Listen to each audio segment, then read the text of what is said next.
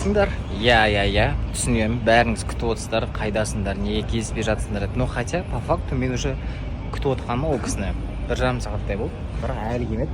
Қасыма мынандай гүл алып алдым енді. Все-таки жақсы болып қоштасамыз деп ойлағам ғой.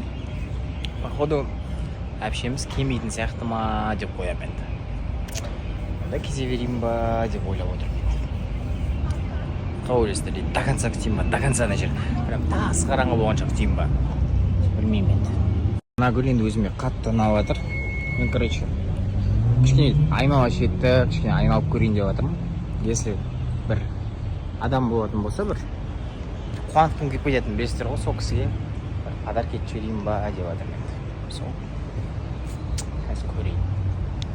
Мен бір жаңа платформада. Қалайсыздар, не болып кетті? Бәрі сұрақ қойып жатыр ғой, не болып жатыр деген сияқты. Білмеймін енді. Соңғы кездесу деген сияқты әңгіме болып жатыр екен. Мен жалпы өзім ұнатпаймын соңғы кездесу дегенді. Либо кездесу нормально болу керек, либо вообще болмай-ақ қою керек. Соңғы деген сөзді адам ойына алса, мынау қазір мен барам, сол соңғы кездесу болады деген ой болса, онда лучше болмай-ақ қойған дұрыс деген сияқты ғой. Мәнде мағынасы да болмайтын сияқты.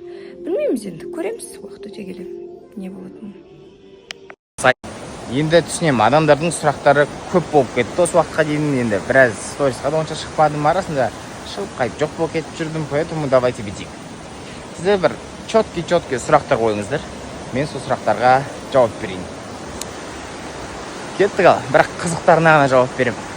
Басталады дейсіңдер ғой, айгүл қайда деп.